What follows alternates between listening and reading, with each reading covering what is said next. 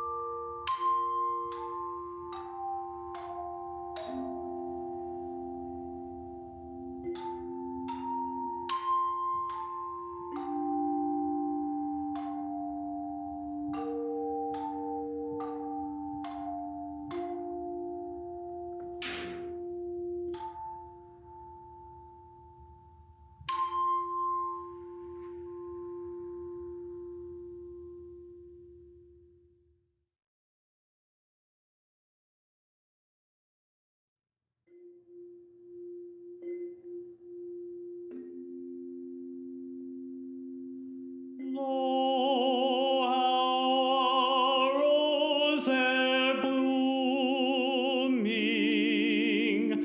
from tender stem hath sprung. Of Jesse's lineage coming, as men of old have sung.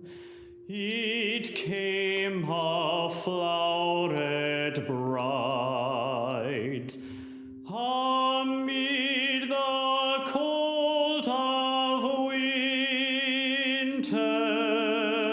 when half spent was the night.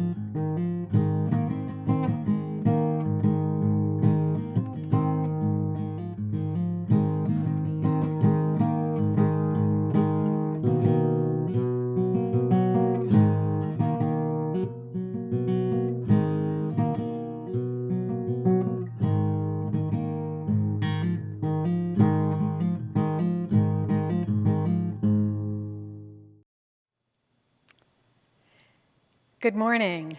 My name is Reverend Dr. Sandra Fees. I use she, her pronouns. Our chalice reading this morning is In the Bleak and Cold Winter, written by Cynthia Landrum. If you have a chalice at home, this is the time for you to light it while I light our chalice here in the sanctuary.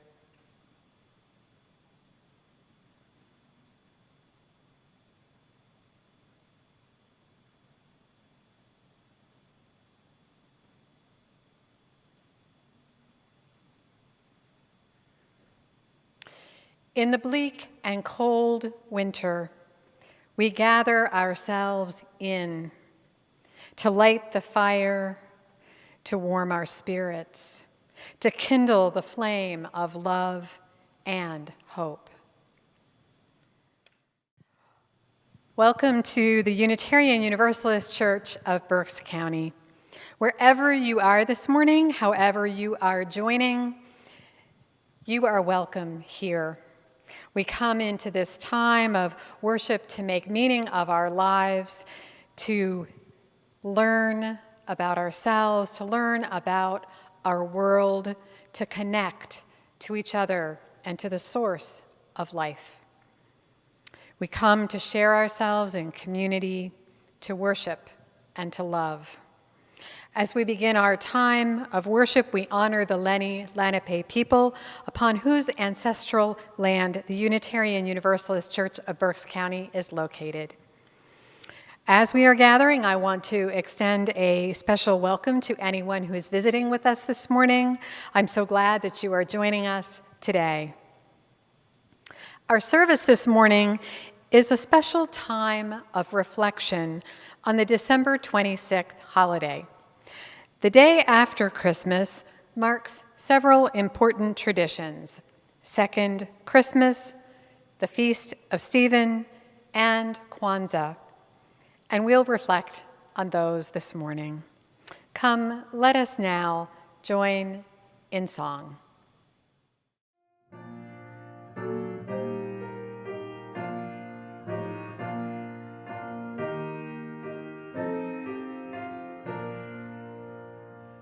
It came upon the midnight clear, that glorious song of old, from angels bending near the earth to touch their harps of gold. Peace on the earth to all goodwill, from heaven the news we bring. The world in solemn stillness lay to hear the angels sing. Still though the cloven skies they come, with peaceful wings unfurled, and still their heavenly music floats o'er all the weary world. Above its sad and lowly plains they bend on hovering wing, and ever o'er its babel sounds the blessed angels sing. But with the woes of war and strife the world has suffered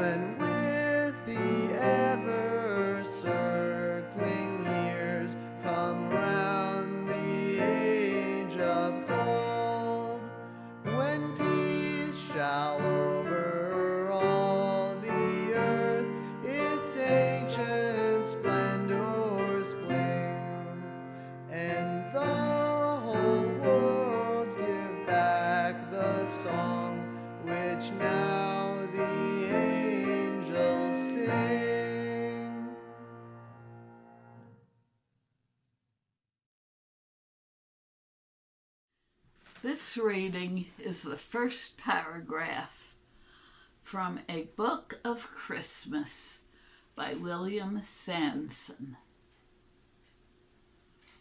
What is the color of Christmas?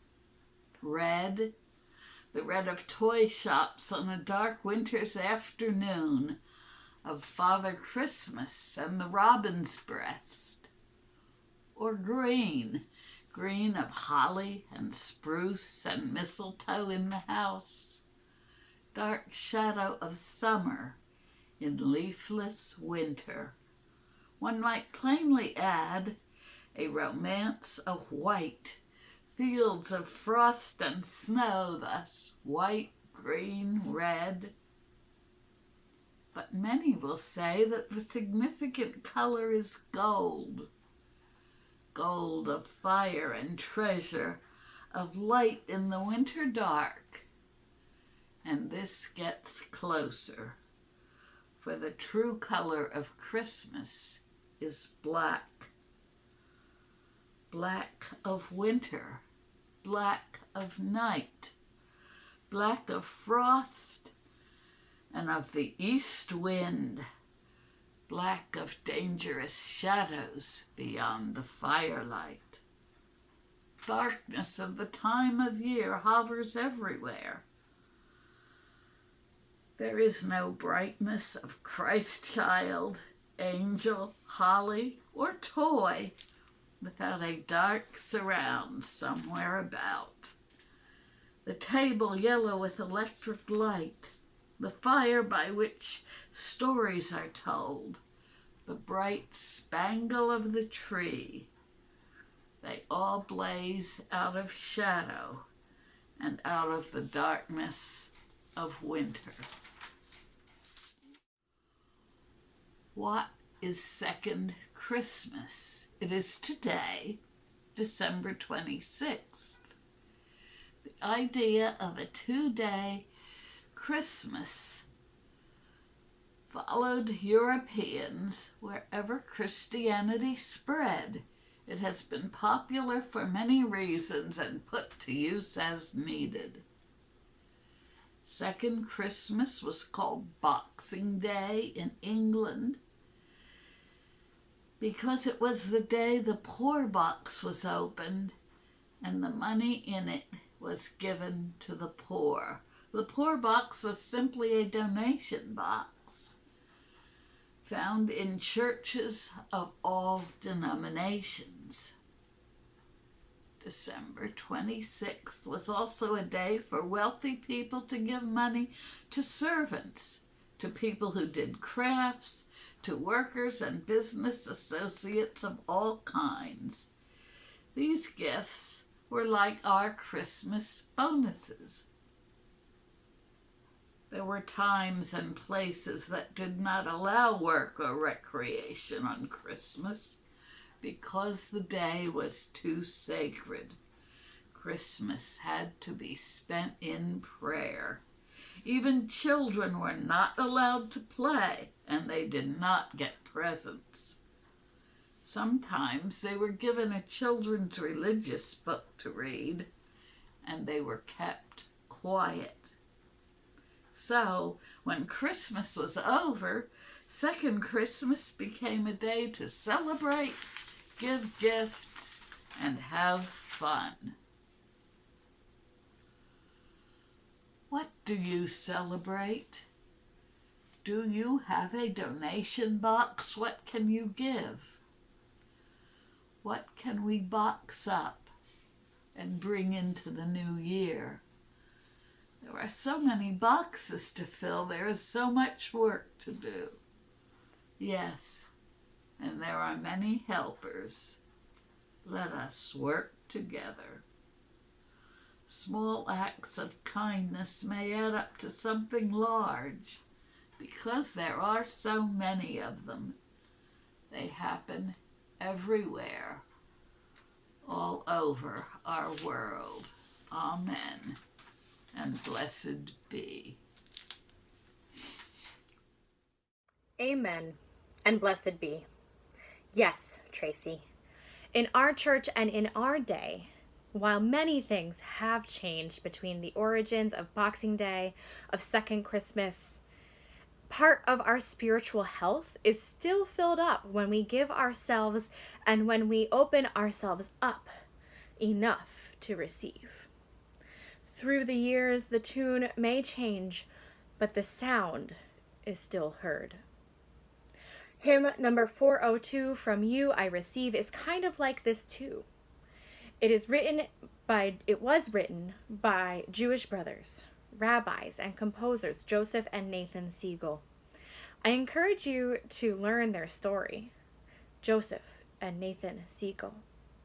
They wrote their song From You I Receive in 4/4, a song that you would feel the beats 1, 2, 3, 4, 1, 2, 3, 4, or maybe it might be 1, 2, 3, 4, 1, 2, 3, 4, depending on what kind of song you were listening to, instead of the waltz that we now sing it in. And Nathan himself actually sang it differently over time. In one recording, he sings the last verse, From you I receive, to you I give, together we share, and by this we live, instead of the from this we live that we now sing in our hymnal.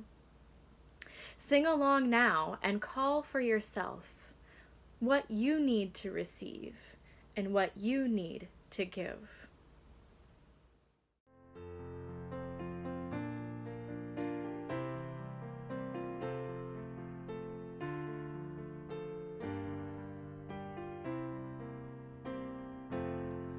From you I receive, to you I give, together we share, and from this we live.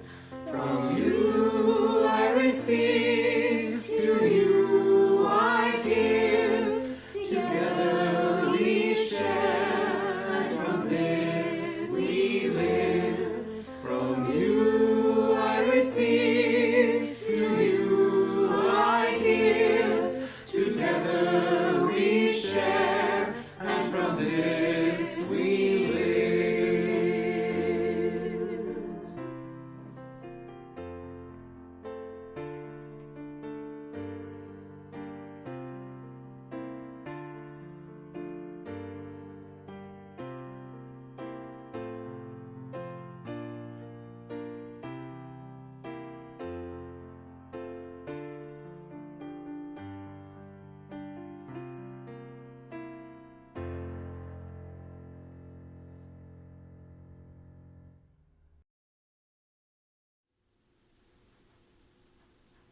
Today is St. Stephen's Day. Remember the carol, Good King Wenceslas looked out on the feast of Stephen? That song takes place on December 26th, so we are going to sing it. But before we sing, I am going to explain the words of the song so that for the first time you will know what you are singing about. What is St. Stephen's Day? It is a Catholic feast day. That's a common term in the Catholic Church. The feast day to St. Stephen, the first Christian martyr. He is believed to have died in the year 35 of the Common Era. His story comes from the Bible, the book of Acts, chapters 6 and 7. He was a deacon of the early church and was in charge of distributing charity to widows and orphans. This connects him to the Boxing Day tradition of helping the poor on December 26th. At this time, early Christianity was a branch of Judaism. According to the Bible, St. Stephen was executed because he offended the Jewish priestly class by teaching that the strict laws of Moses had been superseded by Jesus, who welcomed all people, not just Jewish people. This story bothers me because it blames the Jews. It reminds me of the death of Jesus, who was killed by the Romans in a typical Roman way of execution. But again, the Bible blames the Jews, who were called Christ killers and were hated for that. Beware of anti-Semitism.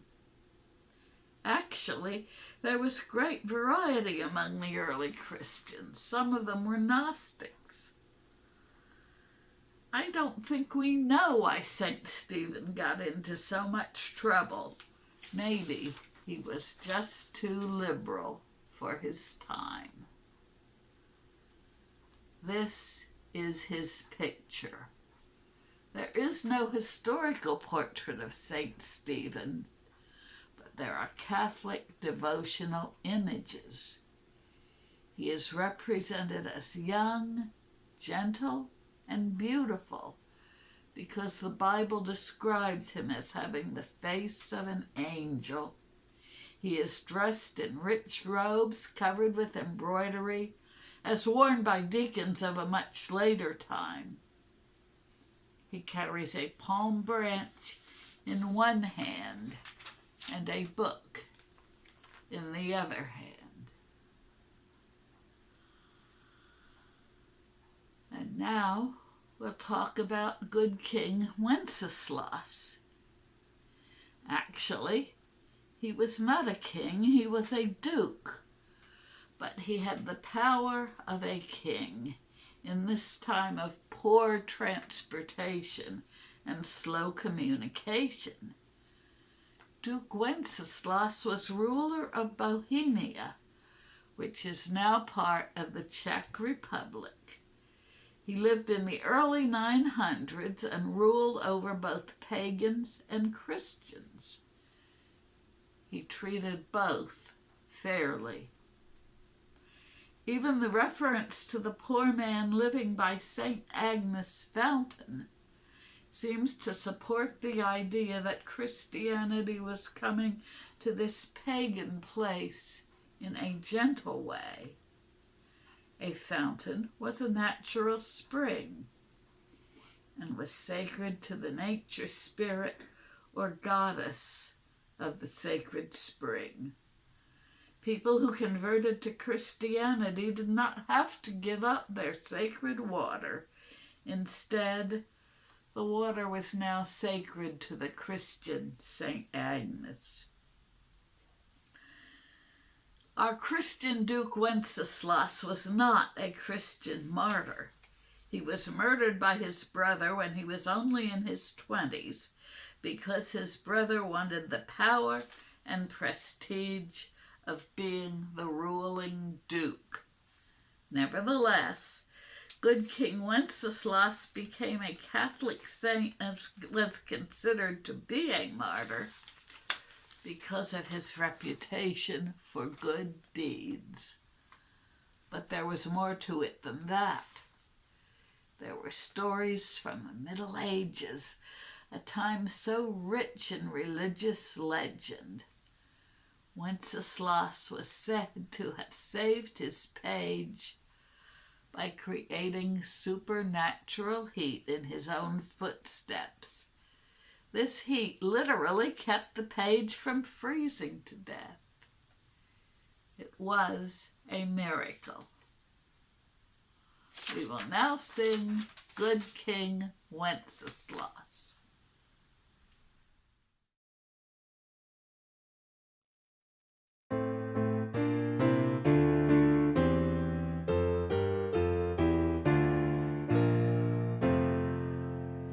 Good King Wenceslas looked out on a feast of Stephen, when the snow lay round about, deep and crisp and even. Brightly shone the moon that night, though the frost was cruel, when a poor man came in sight, gathering winter fuel.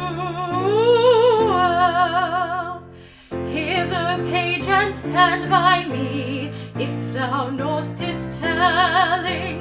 Yonder peasant, who is he? Where and what his dwelling? So he lives a goodly Kent underneath the mountain, right against the forest fence by St. Agnes' fountain.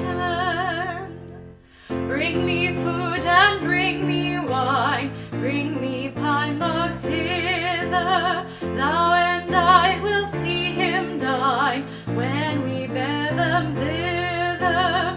Page and monarch, forth they went together, through the rude wind's wild lament and the bitter weather. Sigh, the night is darker now, and the wind blows stronger, fills my heart, I know not how, I can go no longer. Mark my footsteps, good my page, tread them in them boldly, thou shalt find the winter's rage, freeze thy blood less coldly. In his master's steps he trod, where the snow lay dinted, heat was in the very sod which the saint had printed. Therefore, Christian folk, be sure, wealth or rank possessing, you who now will bless the poor, shall yourselves find blessing.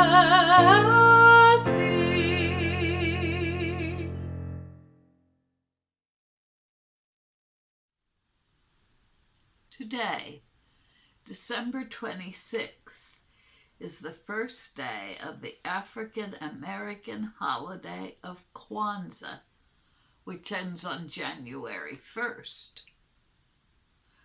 Kwanzaa was started by Ronald McKinley Everett in 1966 during the Watts riots in Los Angeles. He chose an African name for himself, Malana Karinza. Here are his exact words as he explained his reason for starting Kwanzaa. To, quote, give blacks an alternative to the existing holiday of Christmas and give blacks an opportunity to celebrate themselves and their history, rather than simply imitate the practice of the dominant society. Of course, black families are likely to celebrate both Kwanzaa and Christmas. Kwanzaa means first fruits because it is based on a South African festival. South Africa is below the equator, so its seasons are opposite our own, and December 26th then comes in the beginning of summer. At this time, the first fruits of summer are given to the gods. The ritual of Kwanzaa is a candle lighting ceremony. There are 7 candles for the 7 days of Kwanzaa. 1 black candle, 3 red candles, and 3 green candles. Each candle represents one of the 7 principles of Kwanzaa. Day 1, the candle stands for unity. Day 2, the candle of self-determination. Day 3, collective work and responsibility. Day 4, cooperative economics. Day 5, purpose. Day 6, creativity. Day 7, faith. Solstice season. What a rich time of year There are so many ways to celebrate, so many meanings to find. What do you celebrate? Second Christmas is truly a time of giving, a time of sharing. As a community of faith, we practice giving and receiving by sharing what we can with one another and with the world. We offer ourselves and our gifts through the ministries of this church. One of those gifts is our financial resources. Your financial generosity makes it possible for us to live out our principles more fully and to live into this season of gift giving. You may make a financial contribution online through the Giving app or by check. This is a time to share what you can. And it is with gratitude that we give and receive our gifts at this time.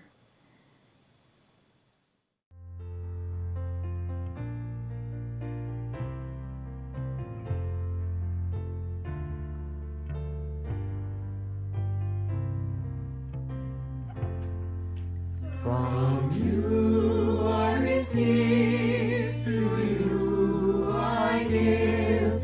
Together we share, and from this we live. From you I receive, to you I give. Together we share, and from this we live. From you I receive, to you I give. Together we share, and from this we live.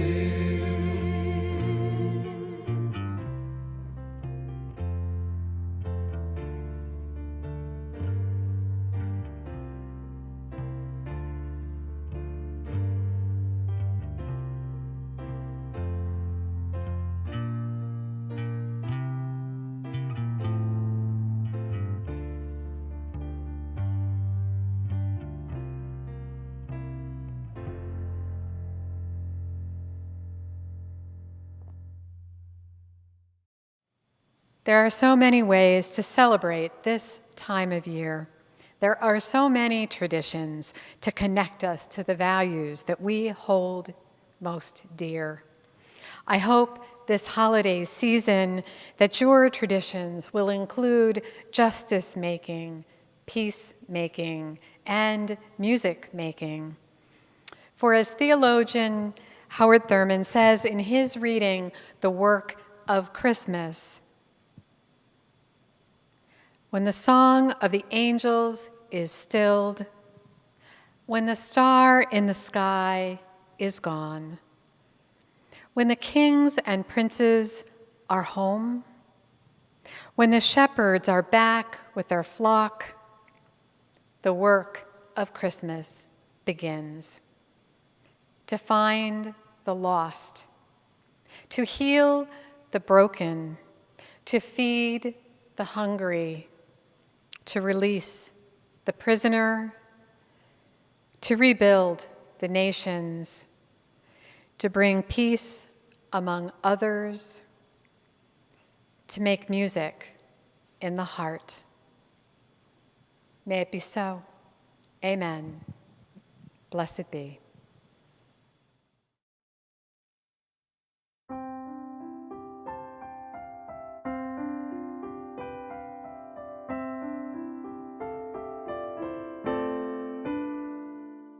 When the song of the angels is stilled, and the voices of the night are silent, when the shepherds return to their sheep, the work of Christmas begins.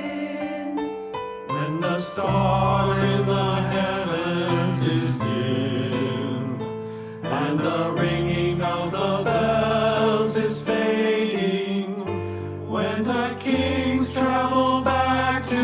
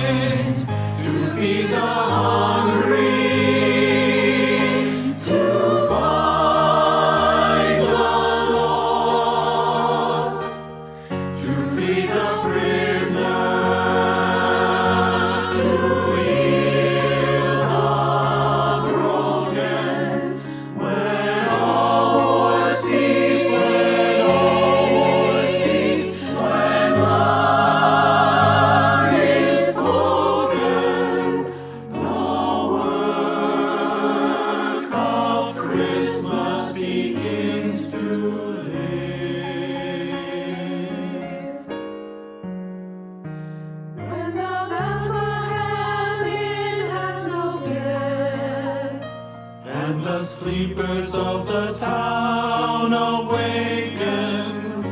When the manger is home to the beast, the work of Christmas begins. To feed the hungry, to find the lost, to free the prisoner, to heal the broken. When all wars cease, when all wars cease, when love is spoken, the work of Christmas begins to live.